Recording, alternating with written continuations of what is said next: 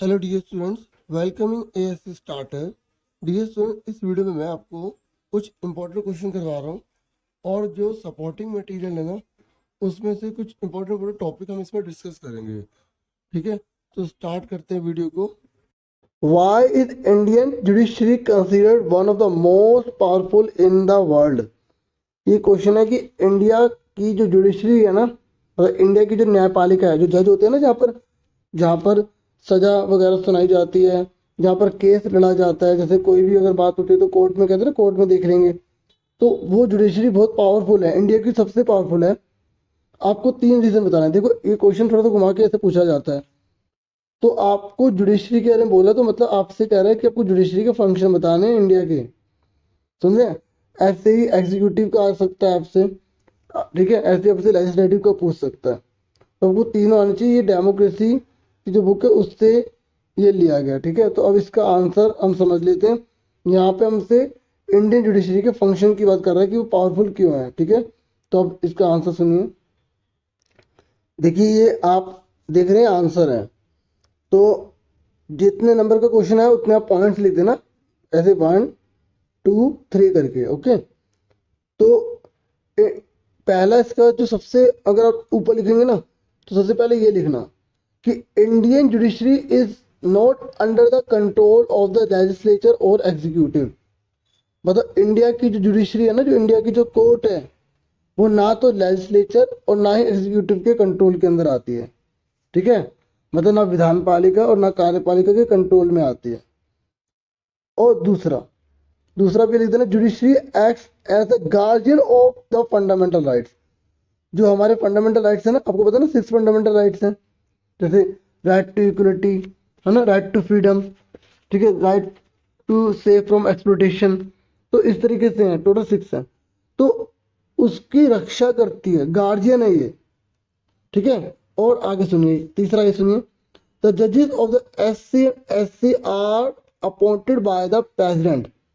ये कह रहे हैं जो जजेस होते हैं ना, सुप्रीम कोर्ट के और हाई कोर्ट के, वो प्रेसिडेंट के द्वारा अपॉइंट तो होते हैं। अपॉइंट तो आप कर सकते हैं, जो हमारे देश के जो राष्ट्रपति है ना, मतलब जो प्रेसिडेंट है, वो अपॉइंट तो कर सकते हैं, मतलब बिठा दिए, जज बना दिए।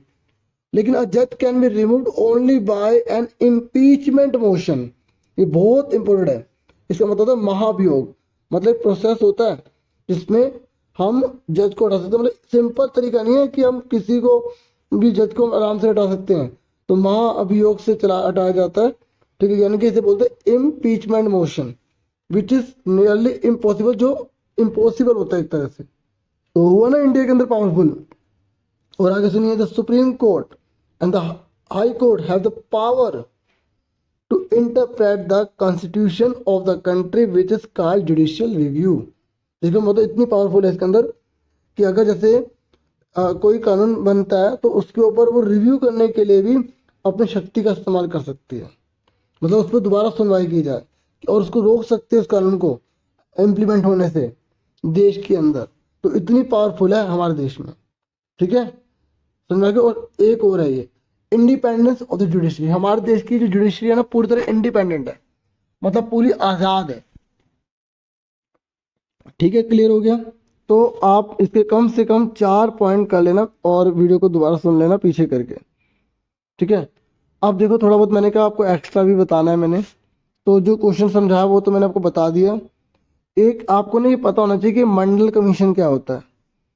देखिए, भारत के अंदर ना, आपको पता होगा, जो एससी है, मतलब शेड्यूल कास्ट है, और जो शेड्यूल ट्राइब है, इनको जो रिजर्वेशन दिया गया ना, रिजर्वेशन, ऐसे ही हमारे देश के अंदर ओबीसी को रिजर्वेशन देने की बात की गई, और ओबीसी को 27% जो है ना, वो रिजर्वेशन देने की बात की गई।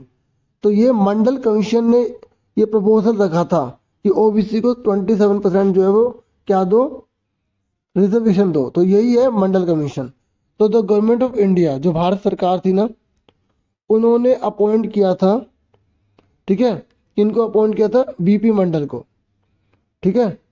और इन्हीं बीपी मंडल ने, ठीक है, एक कमीशन बनाया था 1979 के अंदर कि भाई जो सेकंड बैकवर्ड क्लासेस के जो लोग हैं ना, मतलब कहने का जो एससी और एसटी के अलावा भी भारत में और भी बहुत सारे लोग हैं जो पिछड़े हुए हैं, जिनको आगे बढ़ने का मौका नहीं मिला, जिनके पूर्वज एक ही प्रकार के काम करते रह गए, तो उनके लिए रिजर्वेशन की बात की गई। तो उन्हीं को ओबीसी मतलब कहा गया, और उनको 27% जॉब के अंदर, एजुकेशन के अंदर रिजर्वेशन दिया गया।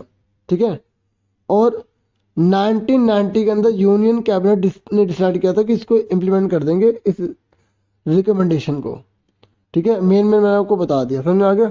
अगर आपसे पूछ रहे मंडल कमीशन क्या है, तो आप बोल देना इसके हेड थे बीपी मंडल। शॉर्ट में सुन लो, बीपी मंडल थे। इन्होंने जो है ना बैकवर्ड, जो सेकंड बैकवर्ड लिख देना, सेकंड बैकवर्ड जो क्लासेस थे ना, उनके लिए बात करी, और उनके लिए 27% रिजर्वेशन की बात करी, और इसे 1990 के अंदर इम्प्लीमेंट कर दिया गया, मतलब इसे अपना लिया गया था इस रिकमेंडेशन को। ठीक है, अच्छा एक और सुन लो।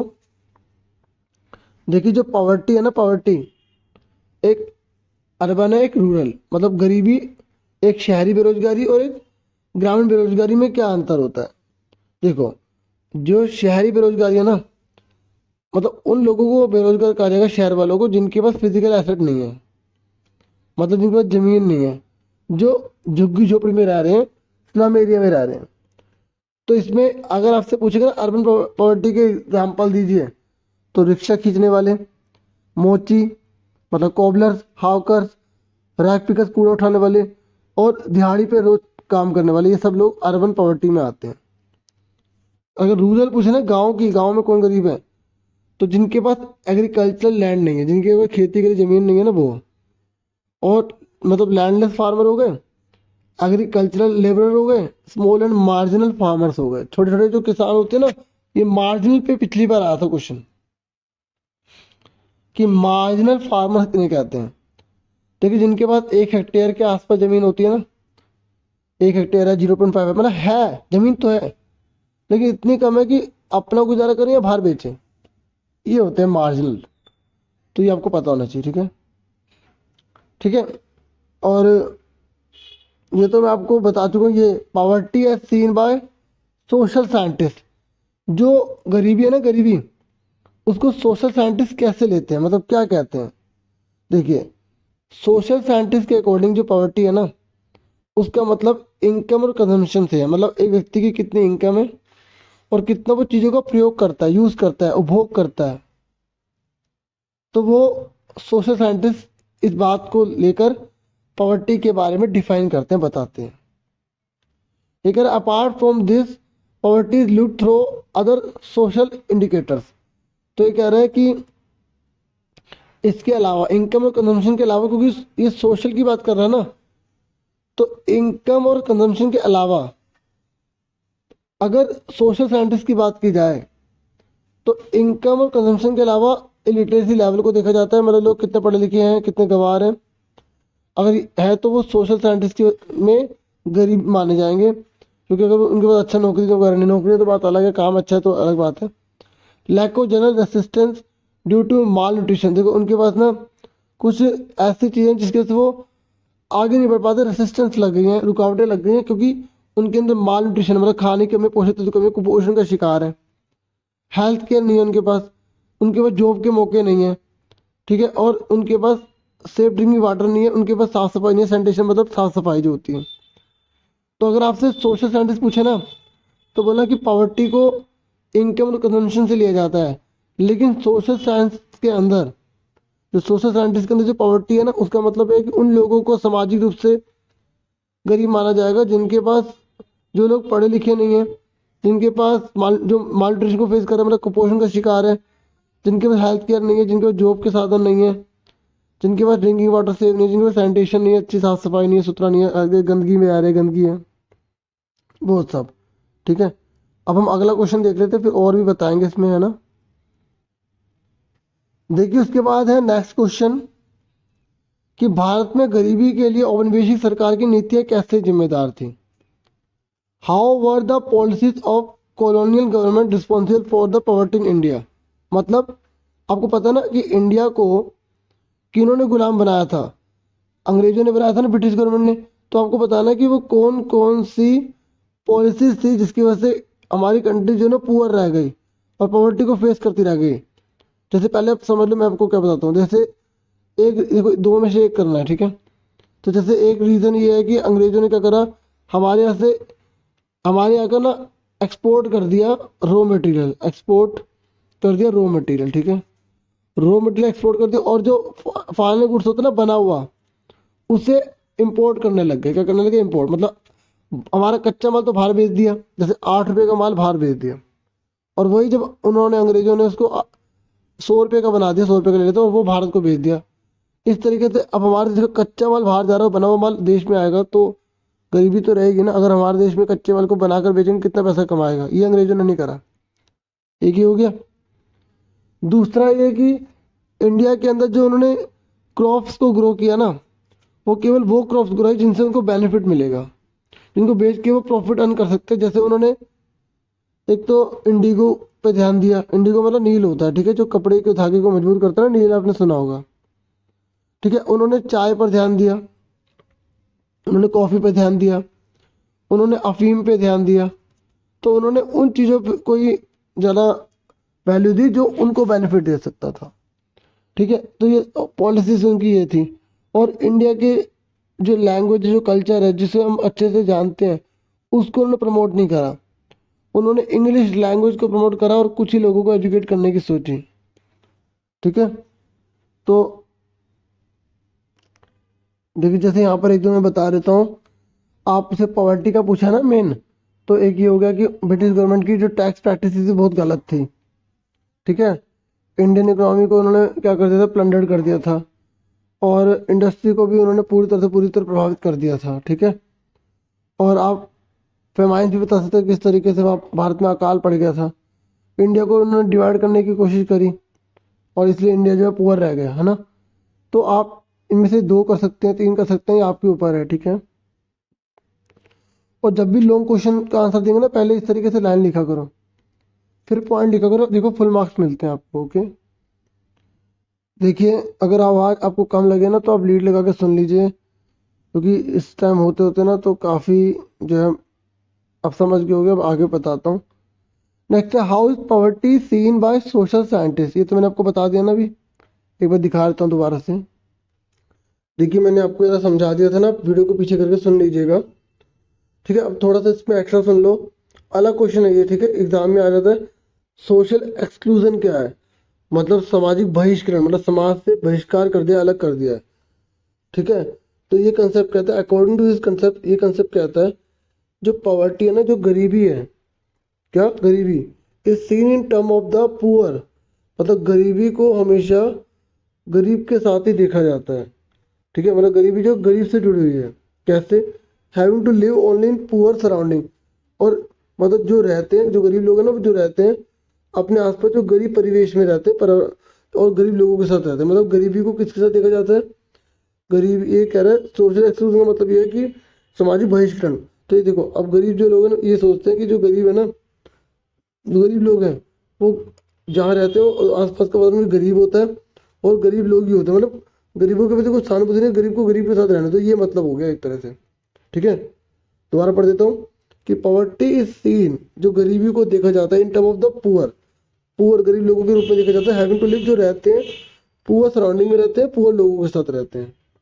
अब ये भी इंपॉर्टेंट है, ये भी 2 नंबर में आ जाता है कि वल्नरेबिलिटी क्या होती है। देखिए, इसको हिंदी में वल्नरेबिलिटी को सुभेद्यता कहा जाता है, ठीक है। मतलब vulnerability to poverty is a measure. मतलब वल्नरेबिलिटी टू पॉवर्टी, मतलब देखो, वल्नरेबिलिटी का मतलब संवेदनशील भी होता है। मतलब पॉवर्टी के प्रति जो संवेदनशीलता है, वो ये पता लगाने से measure we describe the greater probability of certain communities और इंडिविजुअल्स ऑफ बिकमिंग और remaining poor in the coming year. पता है ये क्या बता रहा है? ये कह रहा है, ये उस संवेदनशील गरीबी को बता रहा है जो ये बताती है, जो मापती है, कि ये जो डिस्क्राइब करती है, बताती है संभावना है कि कुछ जो कम्युनिटीज है, कुछ जो लोग हैं, या तो वो गरीब बन जाएंगे, ठीक है, और remaining poor in the coming year, या मतलब आने वाले सालों में गरीबी रहेंगे। मतलब जैसे अगर कोई ऐसी घटना होती है बच्चों, जिसकी वजह से ये देखा जाता है कि ये जो लोग हैं ना, ये कुछ कम्युनिटी के कुछ लोग हो सकते हैं, इस प्रकार की वहाँ सिचुएशन पैदा हो गई है, तो या तो गरीब बन जाएंगे, या गरीब है तो गरीब ही रहेंगे कई सालों तक। ये मतलब है। समझ में आ गई? एक दो बार सुनोगे ना आप अच्छे से समझ जाओगे। और कोई भी क्वेश्चन याद करते हो ना उसका रूट पढ़ याद रखो। इसमें मेन आपको कम्युनिटी बताना है कि कोई कम्युनिटी या इंडिविजुअल या तो पुअर बन जाएगी या पुअर ही रहेगी। ठीक है, तो ये पॉवर्टी की वजह ऐसे संवेदनशीलता ऐसे चांसेस हो जाते हैं, कुछ सिचुएशन ऐसी आ जाती है, वो है। ठीक है, अब आगे सुनिए। अब उसके बाद नेक्स्ट क्वेश्चन है, ये हिस्ट्री में है। ठीक है, describe the conditions of the working women, describe the condition of the working women during the years from 1900 to 1930 in Russia. ये कह रहा है कि जो कामकाजी महिलाएं थी ना रशिया के अंदर, उनकी कंडीशन बताइए 1900 से 1930 तक। ठीक है, आंसर देखो।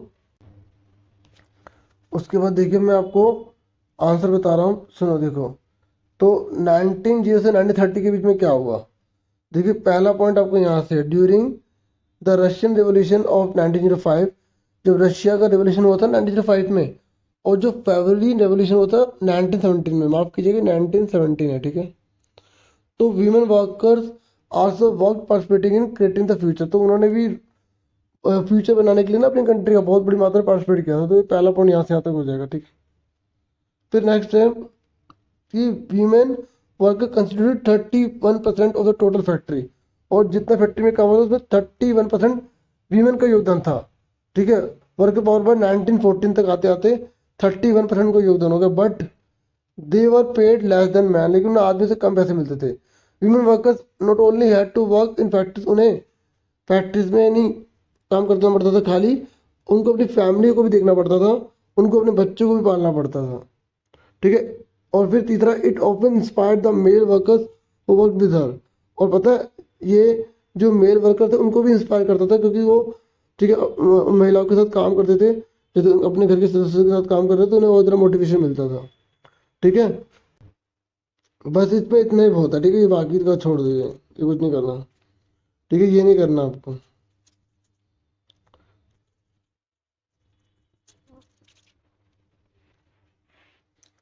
ठीक है, अब सेक्शन सी है, यहाँ बोला गया prime minister is the most important political institution in the country, justify the statement.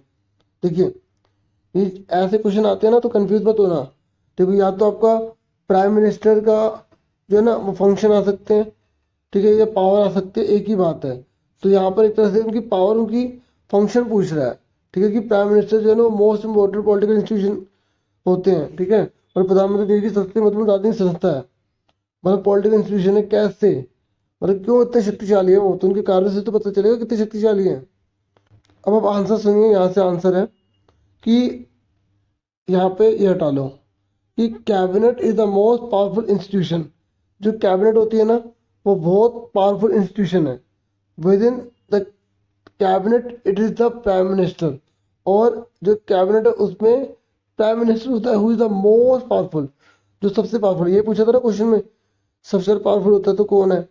ठीक है, तो उसी का बता रहे हैं, who is the most powerful. आगे सुनिए, the prime minister commands so much power in parliamentary democracy that parliamentary democracy sometimes seen as prime minister form of government. और यहाँ पर ये जो लिखना कि जो प्राइम मिनिस्टर की जो कमांड्स होती है ना वो सारी की सारी पार्लियामेंट्री पावर, पार्लियामेंट में दिखती है उनकी पावर, जो डेमोक्रेसी की पावर को दिखाती है, क्योंकि जो प्राइम मिनिस्टर वो जनता की तरफ से चुन के आया है। ठीक है, इसलिए जो है ना प्राइम मिनिस्टर जो है वो बहुत पावरफुल होता है। ठीक है, that parliamentary democracy sometimes scene, और ये जो पार्लियामेंट्री जो डेमोक्रेसी है ये में prime ministerial form of government में दिखाई देती है।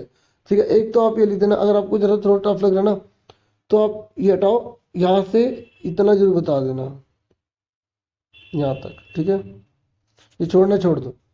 अब और भी आप इसमें लिखेंगे कि आखिर वो क्यों पावरफुल है। पहला, हेड ऑफ द गवर्नमेंट होता है, मोस्ट पावरफुल इंस्टीट्यूशन है। ठीक है, आगे ना मोस्ट पावरफुल इंस्टीट्यूशन क्यों है वो, क्योंकि वो हेड ऑफ द गवर्नमेंट है। तो minister are appointed on the advice of prime minister. देखो जितने भी मिनिस्टर्स है ना वो प्राइम मिनिस्टर की एडवाइस पे अपॉइंट होते हैं, होगा ना पावरफुल। और distribution and redistribution of work to the minister, और ये प्राइम मिनिस्टर ही है जो जितने भी इसके मिनिस्टर होते हैं ना उसको काम सौंपते हैं। जैसे किसी को रेल मंत्री बना दिया, किसी को हेल्थ मिनिस्टर बना दिया, किसी को एनर्जी का काम दे दिया, किसी को HRM का काम दे दिया, इस तरीके से। He can dismiss the minister, किसी मिनिस्टर को बाहर भी निकाल सकता है। ही चेयर्स कैबिनेट मीटिंग, और जितने भी मीटिंग्स होते हैं उसको ये लीड करता है एक तरह से। और ही coordinate the work of different department, और जितने भी सब अलग अलग डिपार्टमेंट है उन सबको जोड़ने का काम भी करता है। और कोई अगर डिसएग्रीमेंट होता है, किसी भी असहमत है, तो उसको हटा भी सकता है। ठीक है, डिपार्टमेंट के बीच में कोई बात हो जाती है तो उसको हटा भी सकता है बात को। और ये हाउस का लीडर होता है। ठीक है, prime minister quits the entire ministry quits. और सबसे बड़ी बात, ये सबसे बड़ी बात है कि अगर प्राइम मिनिस्टर जो वो इस्तीफा देते तो सारे मिनिस्टर अपने आप ही हट जाएंगे। इतना पावरफुल है ये, सुन रहे मेरी बात? ठीक है, तो आप सबसे पहले ये बताना, ठीक है, उसके बाद आप ये बता देना। ठीक है, आप चाहे तो सपोर्ट करने के लिए ज्वाइन कर सकते हैं। ठीक है, जो ज्वाइन का बटन है ना, वो चाहे तो आप प्रेस कर सकते हैं। ठीक है, अब हम आगे देखते हैं। ठीक है, देखो ये राष्ट्रपति की शक्तियां हैं। ठीक है, पहले क्वेश्चन देख लेते हैं। देखिए, और में आया, अगर आप ये नहीं करना चाहते तो आप ये कर सकते हैं कि भारत के राष्ट्रपति की चुनाव प्रक्रिया क्या है और इसकी मुख्य शक्तियां बताइए, मतलब पावर बताइए। ठीक है, जो हमारे प्रेसिडेंट है ना, उसका इलेक्शन का प्रोसेस क्या होता है और इनकी पावर्स के, इनके फंक्शन क्या है। देखो, पावर फंक्शन है ना, ये मत सोचना कि आपको पावर अलग बताना है, फंक्शन अलग बताना है। पावर फंक्शन एक ही बात है। ठीक है, तो जब आप इस पार्ट का आंसर लिखेंगे तो लिखेंगे following are the powers and function of the president of India. ठीक है, अब पहले इलेक्शन प्रोसेस देख लेते हैं, छोटा सा ही है। देखो, इलेक्शन प्रोसेस में आपको ये लिखना है कि the president is not directly elected by the people. जो प्रेसिडेंट है ना, वो जनता के द्वारा नहीं चुना जाता। ठीक है, और पता है कैसे चुने जाते हैं?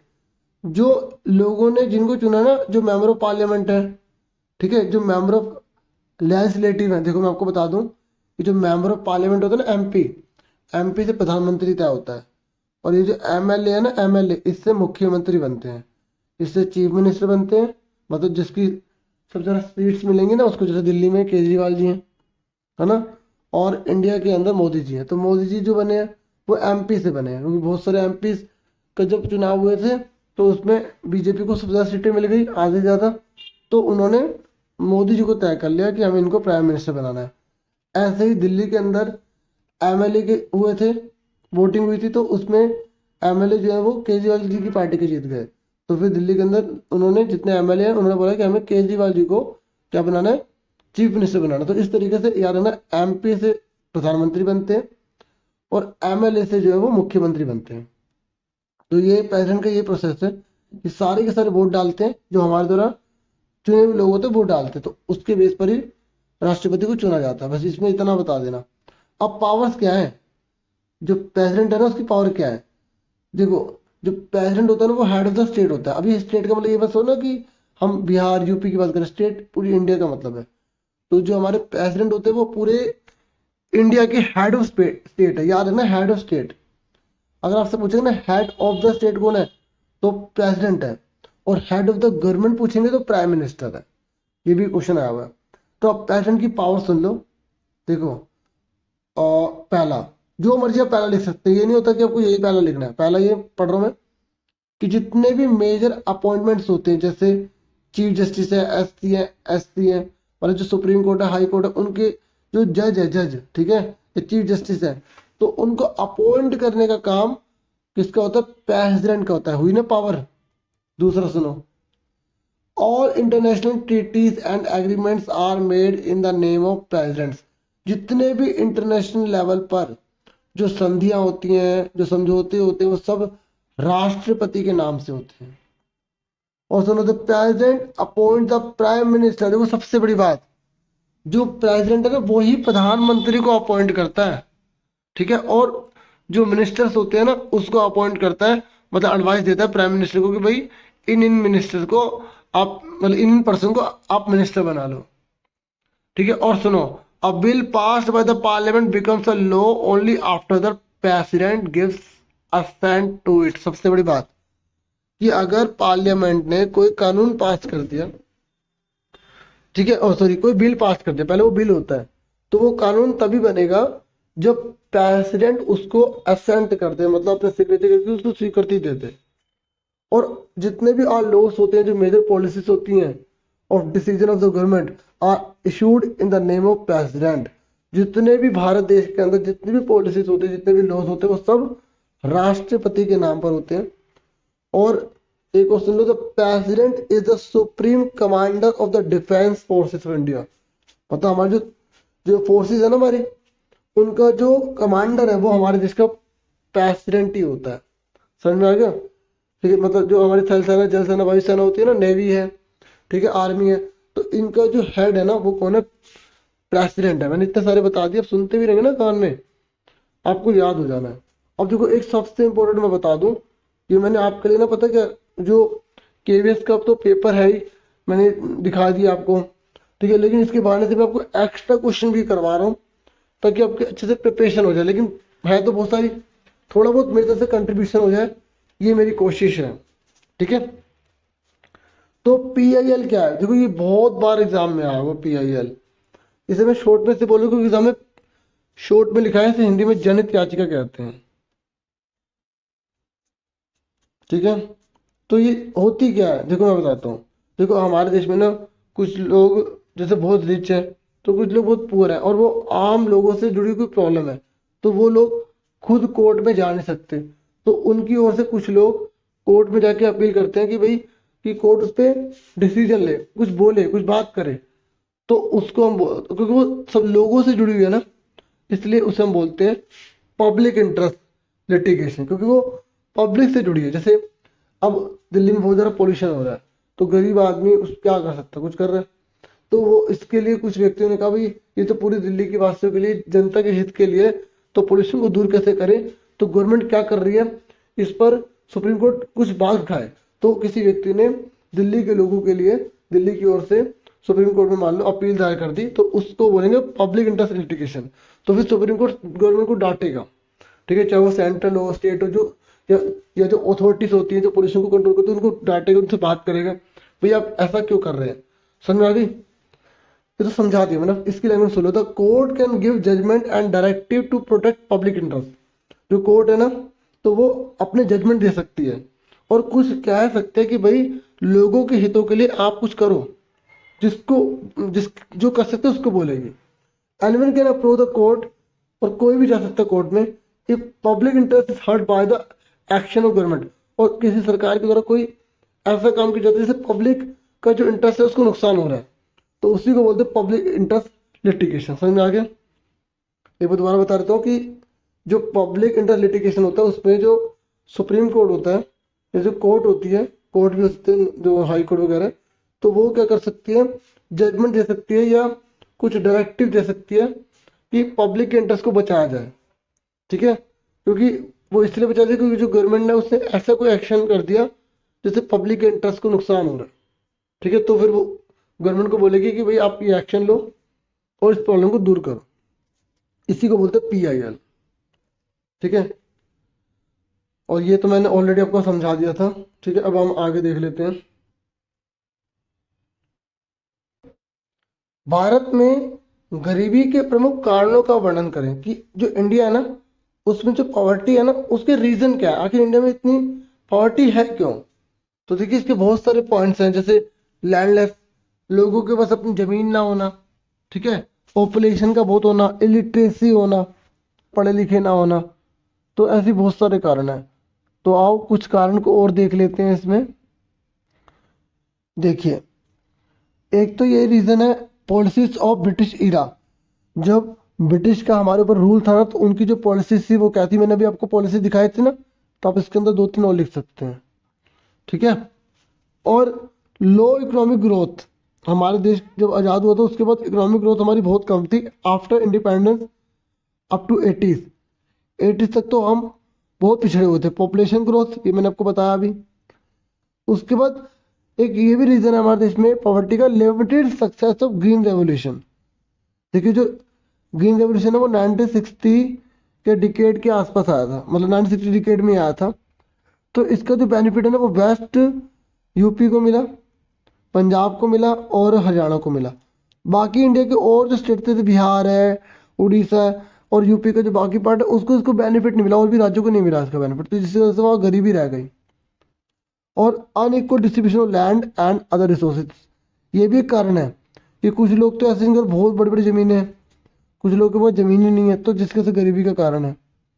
ऐसे कुछ सामाजिक और सांस्कृतिक कारण भी हैं जिसकी वजह से पॉवर्टी है। जैसे लोग जल्दी शादी कर रहे हैं, ठीक है, कुछ ऐसे कस्टम रूल्स बने हुए हैं, और गर्ल्स को जो है वो आज आगे बढ़ने का मौका नहीं मिल पा रहा है।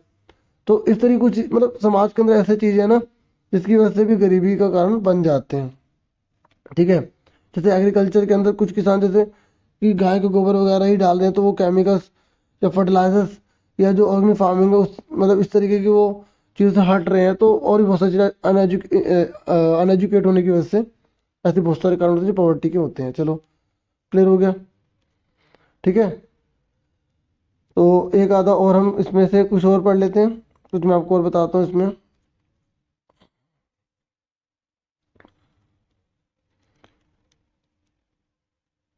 देखिए जो हिस्ट्री है ना उसमें एक क्वेश्चन आ रहा था, प्रॉब्लम्स ऑफ इंडस्ट्रियल रेवोल्यूशन। जब औद्योगिक क्रांति हो रही थी तो उसमें क्या क्या दिक्कत आई शुरू में। तो एक तो सैनिटेशन हो गया, मतलब सफाई वगैरह नहीं थी। हाउसिंग की प्रॉब्लम, लोग मतलब जो है ना झुग्गी झोपड़ी बना के रहने लग गए थे। और सैलरी उद्योगपति बहुत कम देते थे, हिस्ट्री का ये।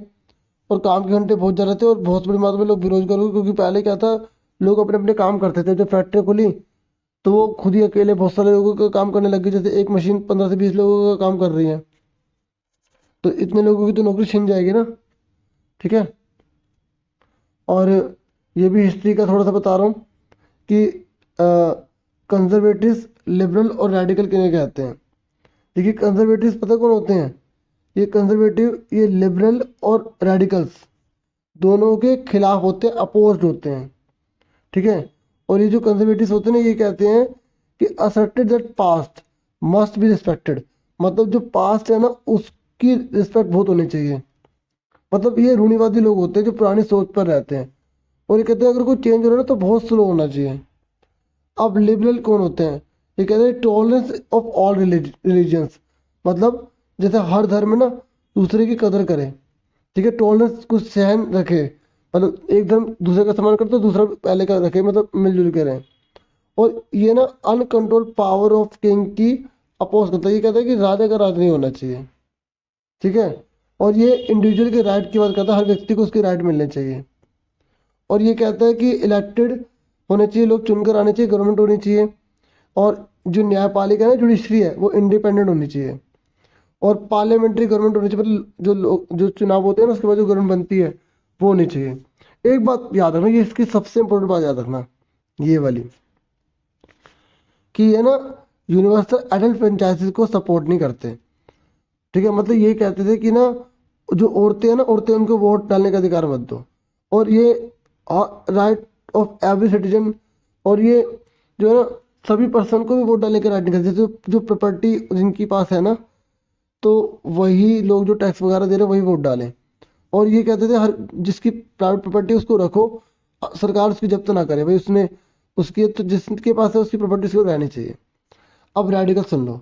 देखिए रेडिकल मतलब ये जो लिबरल लोग हैं ना, ये लिबरल देखो उदारवाद होता है, उसके बावजूद भी ये औरतों के प्रति इनका रवैया सही नहीं था, मतलब छूट नहीं देना चाहते थे। अब रेडिकल, रेडिकल जो है वो कहते थे कि जो गवर्नमेंट बनेगी वो मेजोरिटी में बने, जिसको आधे से ज़्यादा सीट मिले उसकी सरकार बने। और ये भी कहते थे कि जो लैंड ओनर्स हैं, जो अमीर अमीर फैक्ट्री के ओनर्स हैं, उनको जो विशेष प्रकार की सुविधाएं मिली हुई ना वो नहीं मिलनी चाहिए, अपोज करते थे ये, ठीक है। और ये कहते थे कि वीमेंस जो सफरगेट है ना मूवमेंट, उसको सपोर्ट करते थे, मतलब औरतों को जो न्याय देना या अधिकार देना, औरतों को बराबरी मिलना, इसका सपोर्ट करते थे। और ये भी सपोर्ट करते थे कि प्राइवेट प्रॉपर्टी होनी चाहिए, जैसे ये सपोर्ट करते थे ना प्राइवेट प्रॉपर्टी होनी चाहिए, है ना, ऐसे ये भी सपोर्ट करते थे। लेकिन disliked concentration of property in the hands of few, लेकिन ये कहते थे कि ऐसा ना हो कि जो बड़ी बड़ी संपत्ति है वो कुछ लोगों के हाथ में जकड़ के रह जाए और गरीब व्यक्ति गरीब बना रह जाए। तो आपको ये ज़्यादा अच्छा लगा होगा रेडिकल, बाकी आपके ऊपर, आपको कौन सा अच्छा लगा, ठीक है। तीनों समझ में आ गए। तो लिबरल, रेडिकल एंड कंजर्वेटिव, ये तीन मेन ग्रुप होते हैं, ठीक है, ये याद रखना मेन ग्रुप, ठीक है। तो आगे देखते हैं अब। अच्छा, एक बात और मैं आपको बता दूं, ये जो आपका जो पॉलिटिकल है ना, पॉलिटिकल, उसमें जो प्राइम मिनिस्टर बनते तो वो ना अपने जितने भी उसके जो नेता वगैरह चुनकर आते हैं ना, जैसे बहुत सारे चुनकर आए हैं आप देखो, तो उनमें से ना ये सारे के सारे जो चुनकर आए हैं, ये जितने भी लोगों ने जब भेजे, ये काउंसिल ऑफ मिनिस्टर कहलाएंगे। ठीक है। और लेकिन इनमें से जिसको उन्होंने स्पेशल जो है ना वो वर्क देती है, जैसे किसी को उन्होंने हेल्थ मिनिस्टर बना दिया, किसी को उन्होंने जो है जो एनर्जी का पावर प्लांट है, और किसी को महिला और बाल विकास मंत्री बना दिया, किसी को रेलवे, किसी को जो है HRM ह्यूमन रिसोर्स मैनेजमेंट का बनाती है, तो वो सारे के सारे उसकी कैबिनेट कहलाती है। तो अबाउट 20 टॉप लेवल मिनिस्टर्स होते हैं इसमें। ठीक है ना, जो इंचार्ज होते हैं मेजर मिनिस्ट्रीज के, मतलब बड़े बड़े पद उनको मिलते हैं, समझ में आ गया। कैबिनेट जो मिनिस्ट्री है ना, वो काउंसिल ऑफ मिनिस्टर का एक पार्ट है, याद रखना। और ऐसे ही काउंसिल ऑफ मिनिस्टर के अंदर स्टेट के मिनिस्टर भी बनाते हैं, जो अगर स्टेट की पूरी जानकारी रखते हैं अपने पास में। देखिए कैबिनेट मिनिस्टर पे बहुत बड़ा क्वेश्चन आया हुआ है, और ये भी आया हुआ है कि कैबिनेट मिनिस्टर और काउंसिल मिनिस्टर में क्या डिफरेंट है, तो आप ये बता देना कि काउंसिल ऑफ मिनिस्टर एक लार्ज कंसेप्ट है, ये स्मॉल है। ठीक है। और cabinet minister council of minister का पार्ट है, जबकि council of minister cabinet minister का पार्ट नहीं है। ठीक है। और काउंसिल ऑफ मिनिस्टर में cabinet minister, minister of state with independent charge आते हैं। ठीक है। और कैबिनेट मिनिस्टर का बता देना, इसमें अबाउट 20 टॉप लेवल मिनिस्टर्स होते हैं। ठीक है, जिनको मेजर मिनिस्ट्रीज मिलती हैं। ठीक है, जैसे मैंने अभी आपको बताया था कि हेल्थ मिनिस्ट्री किसी को मिल गई, किसी को एजुकेशन मिनिस्ट्री मिल गई, इस तरीके से। और ये भी बहुत इंपॉर्टेंट क्वेश्चन है कि लोकसभा और राज्यसभा में क्या डिफरेंट है। देखिए, जो लोकसभा है ना वो लोअर हाउस होती है, और ये जो राज्यसभा है ये अपर हाउस होती है, इतना याद कर लो। अपर चैम्बर लिख दो, अपर हाउस लिख दो, या काउंसिल ऑफ स्टेट लिख दो, बात एक ही है। ठीक है। जो लोकसभा है ना इसमें 545 मेंबर होते हैं, जबकि राज्यसभा में 250। आप देखेंगे जो पहली वीडियो बनाई थी उसमें मैंने 543 बताए थे, तो वहां मैं बता रहा था कि 543 जो जनता द्वारा चुने होते हैं, और 2 सदस्य जो होते हैं वो एंग्लो इंडियन होते हैं। तो टोटल तो 545 से तो हुआ, तो वहाँ 543 इसलिए लिखा था क्योंकि वो चुनकर आए थे। इन दो लोगों को जनता नहीं चुनती। ठीक है, इसको प्रेसिडेंट चुनता है। ये 2 सदस्य प्रेसिडेंट चुनता है, जो एंग्लो इंडियन होते हैं। ठीक है। और इसमें 250 टोटल होते हैं, लेकिन 238 जो होते हैं वो राज्य अलग अलग स्टेट से आते हैं, और 12 जो होते हैं वो प्रेसिडेंट चुनता है। ठीक है। अब टेन्योर मतलब कितने साल के लिए लोकसभा में काम करते हैं, ये 5 साल के लिए होते हैं, इसमें 6 साल के लिए काम करते हैं। डिसोल्यूशन मतलब क्या, ये भंग हो जाती है। हाँ, 5 साल बाद भंग होती है, दोबारा चुनाव होते हैं, जनता दोबारा जीत कर भेजती है। जबकि राज्यसभा के अंदर ना ये कभी डिसोल्व नहीं होती, परमानेंट रहती है। पता है कैसे? इसमें क्या, तो 1/3 जो होते हैं ना वो हट जाते हैं हर 2 साल बाद। जैसे मान लेते हैं कि टोटल जो है वो 27 है मेंबर, तो 2 साल बीते तो 1/3 को हटा देंगे, तो ये 9 हट गए। तो इन उन अलग अलग स्टेट में 9 के लिए दोबारा से चुनाव होगा। ठीक है, जो मतलब चुनाव के वहां के प्रतिनिधि जो है वो चुनकर भेजते, जनता नहीं भेजती। ठीक है, तो 9 हो सकते हैं, 9 में से 9 वापस सेम लोग आ जाए, और 9 में से 4-5 अलग हो जाए। ठीक है, तो देखो जब 9 हट गए थे तो कितने बचे थे, 18। फिर उसके बाद जब 2 साल बाद 9 हट गए, तो उसी साल 9 और नए लोग आ जाएंगे, तो वापस 27 ही तो हो गया। फिर 2 साल और बीतेंगे, फिर 9 हट जाएंगे, और फिर उसके बाद फिर से जोड़ेंगे तो वही आ जाएगा। इस तरीके से चलता रहता है, इसलिए इसको परमानेंट कहते हैं। और नॉमिनेशन ऑफ मेंबर्स, देखो लिखा नॉमिनेशन, इसमें 2 मेंबर होते हैं जो एंग्लो इंडियन होते हैं, जो प्रेसिडेंट नॉमिनेट करता है। ठीक है। और जबकि इसमें 12 होते हैं, इसमें भी प्रेसिडेंट करता है, लेकिन ये जो 12 मेंबर्स है ना, ये किसी न किसी फील्ड से जुड़े होते हैं। जैसे कोई लिटरेचर में महारत हासिल करता है, कोई साइंस में, कोई आर्ट्स में, कोई सोशल सर्विस में, इस तरीके से। ठीक है।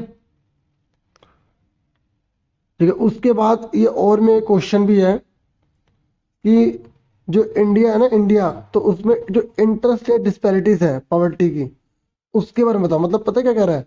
ये कह रहे देखो, भारत में पंजाब है, हरियाणा है, यूपी है, तो अलग अलग स्टेट की जो है ना पॉवर्टी अलग अलग है। इसके रीजन क्या है, आखिर ऐसा क्यों है?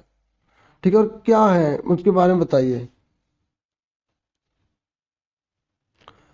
तो आप ये लिखेंगे the proportion of poor people is not the same in every state, कि हमारे देश में जो पुअर पीपल है ना वो हर स्टेट में एक जैसे नहीं है। जैसे बिहार उड़ीसा में सबसे ज़्यादा पुअर लोग रहते हैं, मतलब सबसे ज़्यादा गरीब है। उसके बाद आप ये बताना कि पंजाब और हरियाणा के अंदर जो पुअर, अगर ये पूछेगा ना तब बताना। अभी ना इसमें ना बहुत कम देगा इंटर स्टेट डिस्पैरिटी के बारे में, तो अभी बुक से कर लेना। और ये क्वेश्चन भी बहुत बार आया हुआ है कि भारत में जो पॉवर्टी डिक्लाइन हो रही है ना अलग अलग स्टेट में, ठीक है, तो वो क्यों हो रही है। अच्छा, ये इसके अंदर आप डाल सकते हैं, लिख सकते हैं भाई, ठीक है। तो पंजाब हरियाणा में तो इसलिए हो कि वहाँ पे एग्रीकल्चरल ग्रोथ रेट ज़्यादा है। केरल के अंदर इसलिए क्योंकि उसने HRD पे ज़्यादा ध्यान दिया, अपने ह्यूमन रिसोर्स को अच्छा किया, एजुकेशन वगैरह देकर। वेस्ट बंगाल में लैंड में रिफॉर्म किया, ज़मीनों में बहुत ज़्यादा सुधार किया गया। आंध्र प्रदेश और तमिलनाडु में ना वहाँ पर फूड ग्रेन को बहुत बांटा गया, जैसे बहुत कम रेट पर या फ्री में इस तरीके से बांटा गया। तो लोगों की हेल्थ अच्छी हुई तो लोग काम करने लगे, तो वहाँ गरीबी से बहुत ज़्यादा लोगों को निजात मिल गई, ठीक है। और देखो ये एग्जाम में क्वेश्चन ये भी बहुत बार आया हुआ है कि जो वल्नरेबल ग्रुप होते हैं ना वो कौन होते हैं। देखिए ये जो वल्नरेबल है ना इसका मतलब होता है कमजोर, ठीक है, असुरक्षित भी बोल सकते हैं इसे। तो भारत में असुरक्षित समूह कौन सा है। एक तो मतलब असुरक्षित मतलब ऐसे नहीं कि इन्हें सुरक्षा नहीं मिल रही, मतलब साधनों में इनके पास अभी भी कमी है। तो एक शेड्यूल ट्राइब्स है, शेड्यूल कास्ट है, और ये जो एग्रीकल्चरल जो लेबर है ना, जो लेबर के रूप में काम करते हैं, जो कैजुअल लेबर्स हैं, मतलब जैसे किसी ने काम रख लिया तो मिल गया, नहीं तो नहीं। तो ये सब आते हैं। तो आपसे पता क्या पूछेगा कि शहरों के अंदर कौन से हैं जो वल्नरेबल ग्रुप्स हैं, तो आपको बताना पड़ेगा शहरों में कौन है। तो शहरों में कैजुअल लेबरर्स आते हैं, ठीक है। और अगर आपसे गांव में पूछेगा तो आप बता देना एग्रीकल्चरल लेबरर्स आते हैं, जो लैंडलेस पर्सन होते हैं वो आते हैं। शहरों को भी बता सकते हो आप, लैंडलेस जिनकी जमीन नहीं है। और अगर सोशल में पूछेगा ना, समाज में सामाजिक रूप से कौन से वल्नरेबल ग्रुप है, तो शेड्यूल ट्राइब, शेड्यूल कास्ट। और केवल अगर वल्नरेबल पूछेगा तो अभी सारे बता देना, ठीक है, समझ में आ गई। और ये NSSO मैंने ऑलरेडी पहले बता दिया था कि 5 इयर्स के अंदर ये क्या करता है, जो पॉवर्टी लाइन में कितने लोग हैं, कौन है, कैसे हैं, उसके बारे में सैंपल सर्वे इकट्ठा करके आता है, ठीक है। और ये क्वेश्चन भी बहुत इंपॉर्टेंट है डियर स्टूडेंट्स, ये भी एग्जाम में आया हुआ है कि जो पॉवर्टी है ना उसको दूर करने के लिए यानी कि एंटी पॉवर्टी मेथड कौन से हैं। तो इसके दो तरीके हैं, एक है प्रमोशन ऑफ इकोनॉमिक ग्रोथ और दूसरा है टारगेटेड एंटी पॉवर्टी प्रोग्राम्स। तो देखिए अगर हम इकोनॉमिक ग्रोथ को प्रमोशन करते हैं, मतलब बढ़ाते हैं, तो उससे भी पॉवर्टी कम हो जाएगी। जैसे नए नए अवसर पैदा करना, अपॉर्चुनिटी प्रोवाइड करना। तो आप ये लिख देना, प्रोवाइडिंग ये advantage from the opportunities created by the economic growth. तो ये पॉइंट, ये लाइन याद कर लो, ठीक है। तो इससे क्या होगा कि जो पॉवर्टी है वो रिड्यूस हो जाएगी, ठीक है। बाकी इसमें और करना आप कर सकते हैं। और ये टारगेटेड एंटी पॉवर्टी प्रोग्राम कौन से हैं, मतलब देखो ये सबसे इम्पोर्टेंट है कि कौन कौन से भारत देश के अंदर एंटी पॉवर्टी प्रोग्राम चलाए गए हैं। तो एक तो Mahatma Gandhi national rural employment guarantee act, ये एग्जाम में अलग से क्वेश्चन पूछता है 3 नंबर का। तो इसको शॉर्ट में मनरेगा या नरेगा भी कहते हैं, ठीक है। आपको पता होना चाहिए नरेगा, NREGA पता है। इसमें एक फैमिली में एक मेंबर को 100 डेज का ना वर्क दिया जाता है, ठीक है। और एक ईयर के अंदर 100 डेज का वर्क दिया जाता है, और एक पर्सन को दिया जाता है, फैमिली के एक मेंबर को मिलेगा। और इसमें 1/3 जो है ना, जो सीट्स 1/3 है, जैसे जितनी नौकरी निकली है वो वुमन के लिए रिजर्व्ड है। अगर आपको 15 डेज के अंदर अंदर जॉब नहीं मिलती तो आपको अनएम्प्लॉयमेंट अलाउंस मिलेगा, मतलब घर बैठे पैसे मिलेंगे, बेरोजगारी भत्ता। ये मत सोचना बहुत पैसे मिलेंगे, बहुत कम मिलते हैं, ठीक है। पर ये मेहनत करोगे सही रहेगा ना, नहीं तो कुछ भी नहीं होगा। तो ये वाला बहुत इंपॉर्टेंट है, मैंने आपको इसके बारे में बता दिया है, ठीक है, 3-4 बार बता दिया, और आपकी बुक में क्वेश्चन भी है।